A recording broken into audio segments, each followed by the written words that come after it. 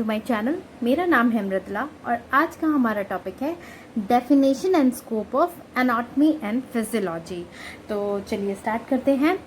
Anatomy और physiology जो है वो हमको एक बेस प्रोवाइड करती है जिससे कि हम समझ सके अपने ह्यूमन के अंदर के सारे बॉडी पार्ट्स को और हर बॉडी पार्ट का क्या फंक्शन होता है।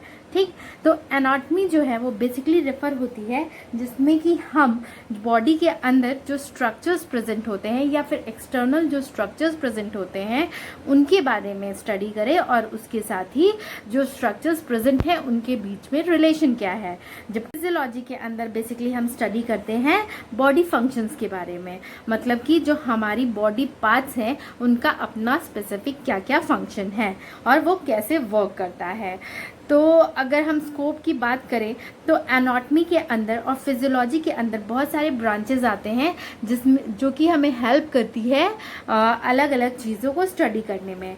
सबसे पहले हम देखेंगे एनाटॉमी के ब्रांचेस। सबसे पहला है एम्ब्रायोलॉजी। एम्ब्रायोलॉजी में बेसिकली जैसा कि समझ में आता है एम्ब्रॉय हम किसे कहते हैं जो अभी बर्थ नहीं हुआ होता है, उसे अनबॉर्न बेबी को हम एम्ब्रॉय कहते हैं। तो इसमें हम स्टडी करते हैं जो फॉर्मेशन होता है, मतलब जो फर्टिलाइजेशन होता है एग का फीमेल बॉडी के अंदर, उसके साथ उसका ग्रोथ जो होता है और उसका डेवलपमेंट कैसे होता है एम्ब्रॉय का बॉडी के अंदर, उसके बारे में हम स्टडी करते हैं। ठीक, सेकंड ब्रांच है, सेकंड है आपका डेवलपमेंटल बायोलॉजी। डेवलपमेंटल बायोलॉजी में बेसिकली हम एक कंप्लीट डेवलपमेंट जो भी ह्यूमन का होता है उसके बारे में स्टडी करते हैं। मतलब जब वो एग से फर्टिलाइज होके जाइगोट बनता है, एम्ब्रॉय में डेवलप होता है, फिर उसके अपने पूरे डेवलपमेंट बॉडी के अंदर जो होता है, उसके बाद बेबी का जो बर्थ होता है, उसके बाद जब वो टॉडलर बनता है, टॉडलर से आपको टीनेजर से एडल्ट से ओल्ड और ओल्ड से लेके डेथ तक, ये पूरी स्टडी करते हैं आपके डेवलपमेंट बायोलॉजी के अंदर। थर्ड है आपका सेल बायोलॉजी। सेल बायोलॉजी के नाम से ही पता चलता है कि इसमें हम स्टडी करते हैं बेसिकली बॉडी के अंदर जो भी सेल स्ट्रक्चर्स प्रेजेंट होते हैं और उनके फंक्शन के बारे में। फोर्थ है आपका सरफेस एनाटॉमी। सरफेस एनाटॉमी में हम जो भी हम आंखों के थ्रू ह्यूमन बॉडी के जिस भी बॉडी को पार्ट्स को देख रहे हो, फीचर्स को देख रहे हो, जैसे नोज, हैंड, इन सबको विजुअलाइजेशन या पैल्पेशन, मतलब कि हल्के से जेंटल टच के थ्रू हम स्टडी करते हैं एक्सटर्नल फीचर्स को, वो आता है आपका सरफेस एनाटॉमी के अंदर। फिफ्थ है आपका ग्रॉस एनाटॉमी।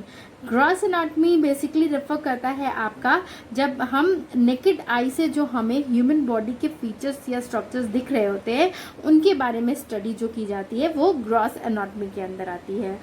सिक्स्थ है आपका, जैसा कि पता है कि हमारे ह्यूमन बॉडी में बहुत 11 सिस्टम्स प्रेजेंट है, नर्वस सिस्टम, डाइजेस्टिव सिस्टम।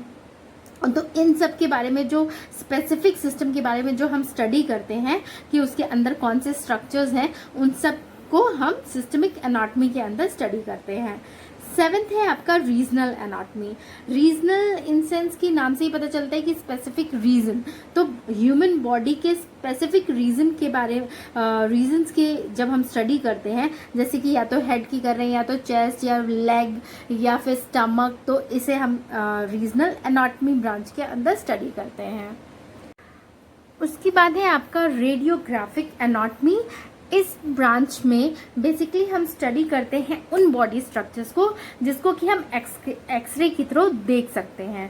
ठीक, और नाइन्थ है आपका पैथोलॉजिक एनाटॉमी। पैथोलॉजिक एनाटॉमी में हम बेसिकली स्टडी करते हैं उन स्ट्रक्चर्स का जो कि किसी डिसीज की वजह से अफेक्टेड है। तो इसमें हम एक्सटर्नल फीचर्स के साथ साथ ही उसके माइक्रोस्कोपिक स्टडी भी करते हैं उस स्ट्रक्चर का।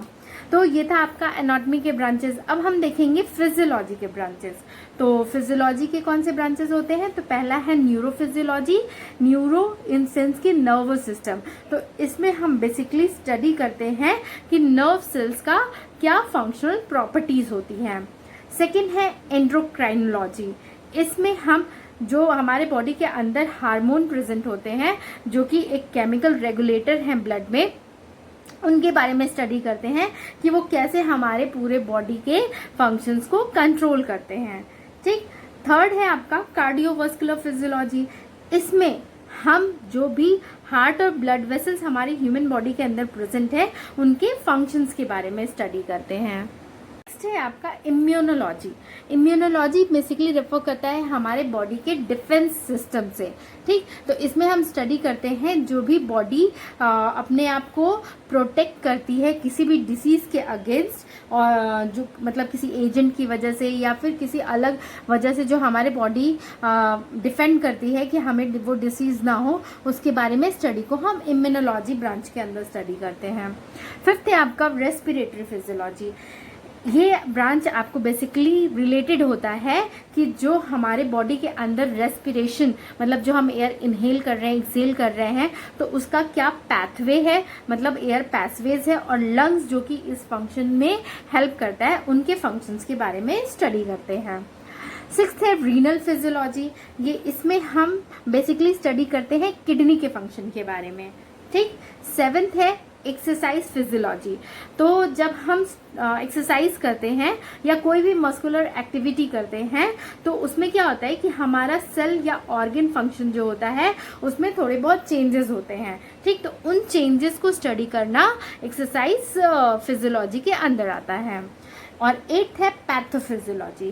पैथोफिजियोलॉजी में जब हमारी बॉडी एजिंग की तरफ जा रही हो, मतलब हम ओल्ड हो रहे हो, हमारे सेल्स जो है वो धीरे धीरे डैमेज हो रहे हो, और या तो फिर हमें किसी डिसीज की वजह से हमारा बॉडी सेल या स्ट्रक्चर अफेक्टेड हो, तो उस समय क्या फंक्शनल चेंजेस होते हैं उसके बारे में स्टडी हम पैथोफिजियोलॉजी के अंदर करते हैं।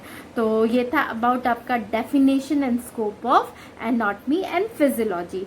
तो अगर आपको मेरा ये वीडियो पसंद आए तो प्लीज़ इसे लाइक और शेयर करें, और अगर आपने मेरे चैनल को सब्सक्राइब नहीं किया है तो प्लीज़ इसे सब्सक्राइब कर लें।